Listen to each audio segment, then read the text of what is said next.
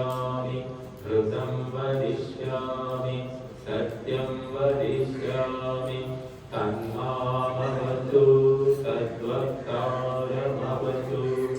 अवतु मामवतु वक्तारम् ॐ शान्ति शान्ति शान्ति।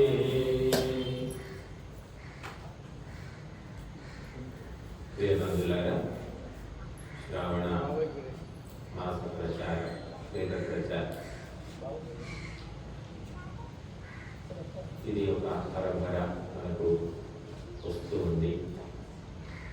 అనేక ఉత్తమ పరంపరలను మనం వదిలేసుకుంటూ వస్తున్నాం. మరి వాళ్ళ చెత్త పరంపరలు తగిలించుకుంటూ ఉంటాం.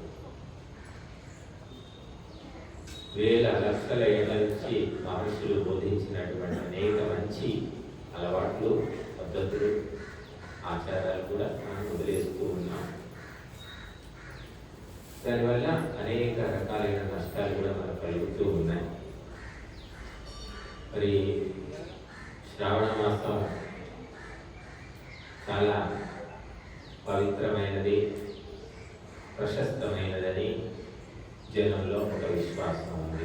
అందుకే చాలా మంది ఏం చేస్తారంటే శ్రావణ మాసంలో మాంసాహారము, మద్యపానము ఇవన్నీ తినేవాళ్ళు కూడా మానేసుకుంటారు. నెల రోజులు కనీసం ఇల్లు శుభ్రం చేసుకొని నెల రోజులు దీపం పెట్టుకొని ఇంట్లో పవిత్రంగా ఉంటూ ఉంటారు.